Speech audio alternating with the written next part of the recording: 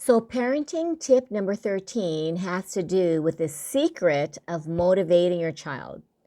I think every parent wants to know, how do I get my child to do what they're supposed to do, right? How do you get your child to do homework, to clean their room, to do fill in the blank?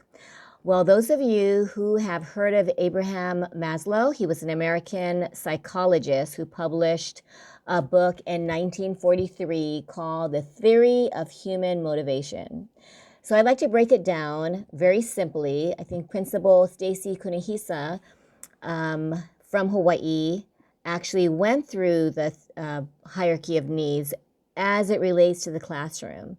So what I'd like to do is share with you how it relates to your child and why, if your child's needs aren't met, then certain behaviors will not happen. They will not behave. They will not do what you want them to do.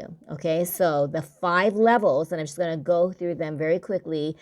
I'm going to just look at my notes real quick. The first one is physiological. What is physiological? Are they hungry? Are they tired? Do they get their basic needs met? If not, we all know if we're tired or hungry, we're not going to do well with focusing. Okay, the second tip is safety and security. Does your child feel safe? Sometimes if there's bullying going on, or especially with COVID, do they feel safe in the classroom?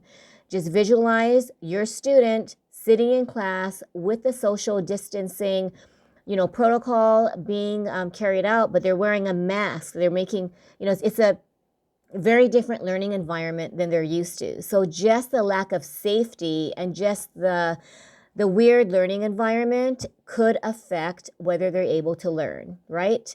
The third one is social needs. Are they having friendship dramas? Are they having no friendships? Are they feeling included? I know with my daughter, not having friends for most of her high school career did affect her, just her emotional health. Right? If you don't feel like you belong in some small group, all you need is one best friend. But if you're having a fight with that best friend, or you don't feel like you can share a meal at a lunch table with friends, it's very stressful just being a student in school. So the safety and security, it's not just feeling physically safe, but it's also feeling mentally and emotionally safe. Some people, kids don't feel safe raising their hand and saying the answer because their fear of being called out and saying, hearing, what, that's the wrong answer. To them, that could be like catastrophic. And that's level number 3. The other 2 levels, self-esteem. Self-esteem really can impact just whether your child does homework. I know Chelsea had shared in her interview with me that you can find on Letting Go with Aloha YouTube channel. If you don't feel confident in doing your work, sometimes that alone will prevent you from even starting an assignment. I found out that in her junior year, she hadn't done a single geometry assignment during the 4th quarter. Why? Because she didn't feel confident in doing it. And sometimes you just become paralyzed because you don't even know how to start it, so you just don't do it. So some kids, are able to discipline, are able to have that drive and that confidence. But if you don't have the confidence, if it's a subject that you can't stand, if it's chemistry, if you have a math phobia, if you just can't stand writing or reading, will self-esteem, rather the lack of self-esteem, affect whether you do your work, whether it'll affect your grades? Big time. So self-esteem is, I think, one of the most, it's just a very hard trait to even build in your child. But if you keep nagging your child, do the lecture thing, you should know better. You're not, this is a one that my students hear a lot, and I've said it. You are not living up to your potential.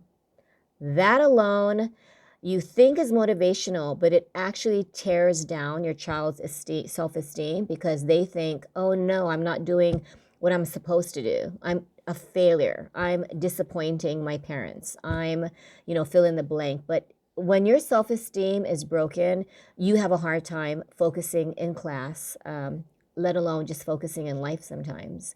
And the fourth, I'm sorry, that was the fourth one. The fifth one is self-actualization. That's where, picture a triangle, right? Bottom, physiological needs, right? The second one, safety and security. The third one, social needs, followed by esteem.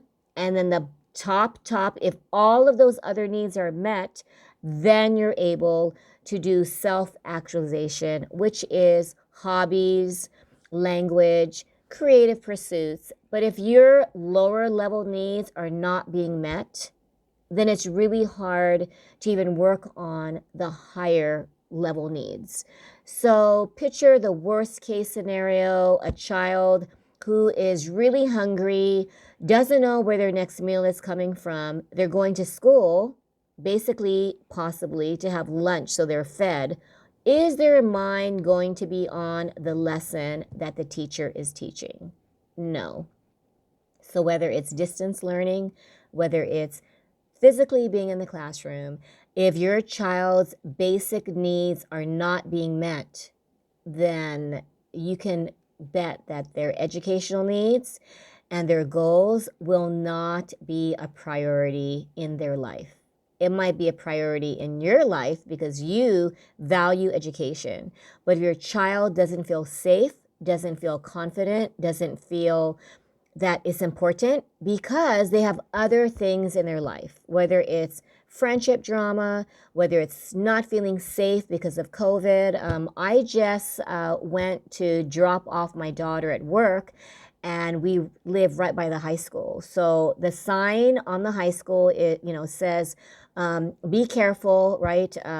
Hurricane approaching. But then at the same time, these kids are just walking back from registering and picking up their school books. And I thought, I wonder how many of those kids are focusing on actually learning and actually, looking forward to taking their textbooks home, or are they thinking, how is this going to work? They haven't really described how distance learning is going to work. Are we going to be safe with the, pending storm?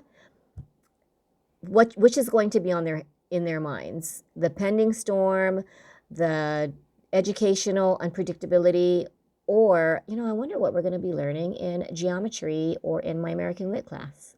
So this parenting tip, I think, is really important, whether there is distance learning or not, because as parents, it is our responsibility to help nurture and prepare our kids so that they do acknowledge this hierarchy of needs, and they understand that if you're hungry, if you're tired, if they're they should not be expected to get that A if they have all this other stuff in their mind, right? So comment below, let me know what you think of Abraham Maslow's.